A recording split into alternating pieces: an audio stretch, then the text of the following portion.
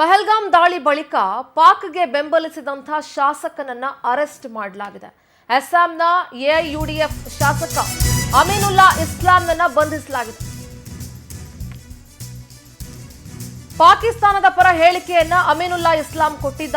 ಪಾಕಿಸ್ತಾನವನ್ನ ಬೆಂಬಲಿಸಿ ಹೇಳಿಕೆ ಕೊಟ್ಟಿದ್ದ ಶಾಸಕ ದೇಶದ್ರೋಹದ ಆರೋಪದ ಅಡಿ ಕೇಸನ್ನ ದಾಖಲಿಸಿ ಬಂಧಿಸಲಾಗಿದೆ. ಇವತ್ತು ಆರೋಪಿಯನ್ನ ಕೋರ್ಟ್ಗೆ ಹಾಕಿ ಹಾಜರುಪಡಿಸುತ್ತೆ. ನೋಡಿ, ಅಸ್ಸಾಂನ ಶಾಸಕ ಈತ ಇಲ್ಲಿದ್ಕೊಂಡು ಪಾಕಿಸ್ತಾನವನ್ನ ಬೆಂಬಲಿಸೋದು, ಅಲ್ಲೇ ಹೋಗಿರ್ಬೇಕಾಗಿತ್ತು. See, it is one word. ಯಾರೆಲ್ಲ ಪಾಕಿಸ್ತಾನವನ್ನ ಬೆಂಬಲಿಸ್ತೀರಿ, ದಯವಿಟ್ಟು ಭಾರತ ಬಿಟ್ಟು ಹೋಗಿ. ಅಲ್ಲಿ ಹೋಗಿ ಕುತ್ಕೊಂಡು ಬೆಂಬಲಿಸಿ, ಏನಾದ್ರೂ ಮಾಡ್ಕೊಳ್ಳಿ. ಊಟ ಇದ್ರೆ ತಿನ್ನಿ, ಅಲ್ಲೇ ಪರದಾಡ್ತಾ ಇದ್ದಾರೆ ಜನ. ಇಲ್ಲಿ ಕುತ್ಕೊಂಡು ಬೆಂಬಲಿಸ್ತೀರಿ ಅವ್ರಿಗೆ ಅಂತಂದ್ರೆ ಇನ್ನೇನ್ ಮನುಷ್ಯರೇ ಅಲ್ಲ ಅಂತ ಅನ್ಸುತ್ತೆ.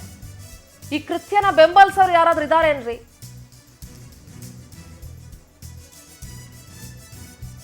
ಇಂಥ ಕೃತ್ಯ ನಡೆದ್ರು, ಇಂಥ ಘನಘೋರ ಕೃತ್ಯ ನಡೆದ್ರು, ಪಾಪ ಅಮಾಯಕ ಪ್ರವಾಸಿಗರ ಹತ್ಯೆ ಆದ್ರೆ ಅದನ್ನ ಬೆಂಬಲಿಸ್ತಾರೆ ಅಂತ ಹೇಳಿದ್ರೆ ತಕ್ಕ ಶಾಸ್ತಿ ಆಗ್ಬೇಕು.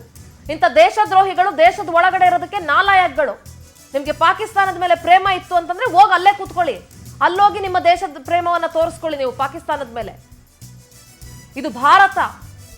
ಇಲ್ಲಿದ್ದ ಮೇಲೆ ಭಾರತಕ್ಕೆ ಗೌರವವನ್ನ ಕೊಡೋದ್ ಕಲೀರಿ. ಸದ್ಯ ಅಸ್ಸಾಂನ ಎಐಯುಡಿಎಫ್ ಶಾಸಕ ಅಮೀನುಲ್ಲಾ ಇಸ್ಲಾಂ ಬಂಧಿಸಲಾಗಿದೆ. ದೇಶದ್ರೋಹದ ಆರೋಪದ ಅಡಿ ಕೇಸನ್ನ ದಾಖಲಿಸಿ ಬಂಧಿಸಲಾಗಿದೆ. ಒಬ್ಬ ಶಾಸಕ ಆಗಿದ್ಕೊಂಡು